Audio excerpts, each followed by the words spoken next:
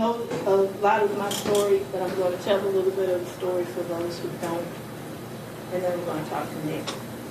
The first thing I wanted to say is when I was getting everything ready earlier, I was here by myself, and I was thinking about what it is that I would say, and so many things I've said. You've seen me shed 50,000 tears over you and all that kind of stuff.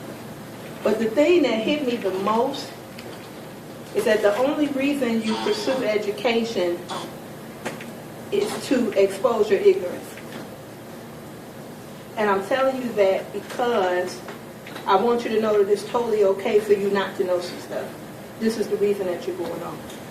And the main reason that you're going away is not only for grades and careers and GPAs and football, but it's for the education of yourself. Because if you never learn who Nicholas David Parks is, all that stuff wouldn't matter anyway. But I am confident that you have a great handle on that. And I know that you're going to do well. And I don't care whatever should happen. So this is my story. I was 25 years old and decided that I wanted to go away to school. I graduated high school 3 months pregnant with Erica. And at the time, I was not aware of the resources that were available for me to go away to school. I had a 3.8 GPA. I was number 8 in my class. But yet I was pregnant. And I made some decisions. And I decided to stay because I really thought I loved her daddy and all that kind of stuff. And those things didn't work. I'm not going to say I thought because I did love him at the time. We're going to keep it all real. But I still had a desire to go away to school. So I went to A.S. McKinley and got some information. I had been working for 3 years at that time. Took my little 401k, took my daughter, moved to Arkansas to go to school. The thing that I learned most from that is so what with Teddy Pendergrass song. You can't hide from yourself. Everywhere you go, there you are. So I went thinking I was going away and getting away from everything, except I didn't get away from me. So because there was so much that I did not deal with, and I'm saying all this for the benefit of young people. All you all who know me know I'm transparent. I slept with 9 guys in 9 months. I got high pretty much every day.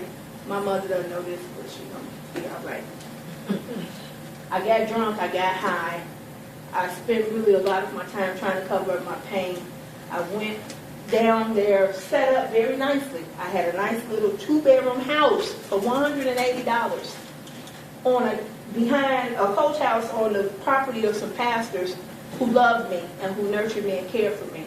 But because I did not know anything about me and who I was and what I desired, I messed all of that up and gave it all up to sleep on somebody's couch and to lay on the floor and sleep with all these guys. So, when I became pregnant, after having 2 abortions,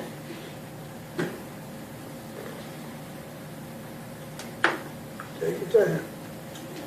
It's all right. Take your time. and making a decision that that was not going to be the route that I took. And if there ever would have been an opportunity to do that, it would have been with Nicholas. Because I felt like my life had hit its bottom. It had hit its bottom. So to have to come back home, humiliated, no degree, 2 semesters of school, with 1 child and another one on the way, I did not even know how I would live.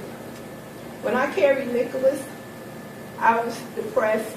I cannot even tell you all the depths of the place that I was. So much so to the point that I got up one day and randomly just went to a church and got baptized because I said, God, you have to keep this on the inside of me. Because in my mind, I'm not going to be able to do it. So as my mother said, my son's name means victory of the people. Nicholas was about 8 when I discovered that. And it kind of changed my life, but it changed my life because he changed my life. And Nicholas, up until about 9 years old, still will hold my hand walking down the street, which I think people would probably look at him and laugh. But I had respect I think it was one of the things that let me know that he was going to be his own man, because he didn't care. This is my mama, this is what I'm going to do. But we were walking past some people who were shooting dice on the street, these guys shooting dice, throwing money, whatever. And Nicholas said, Mama, I'm not going to be like that. He said, I'm going to be a successful black man. I said, you know what, man? I believe you.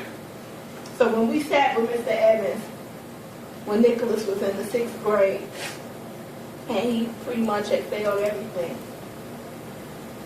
but I was still given the option as to whether we should have him pass to the 7th grade or not. And I knew to do that to him would be a disservice because he was not prepared. And I had to make the decision to hold him back. I remembered his words at 8.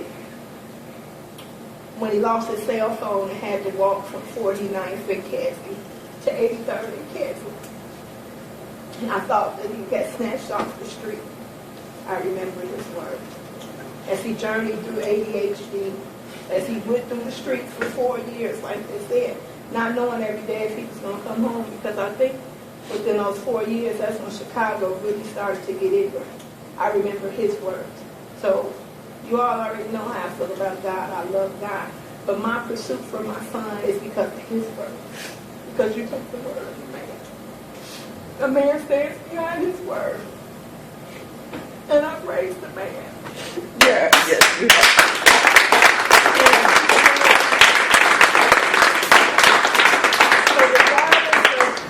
Where you go, and I do know that you're going to do great things. You may have some bumps in that road. I did a great thing raising you, and I went through hell to get to you. So if you have to go through hell to get to where you know, I still know as your mother, you're going to do great things. And whatever that is, ups and downs, I am going to be standing by your side. Yes. Because you're my victory. Yes. The victory of the people that you are started with me. You saved my life. Mm. That's all I got to say.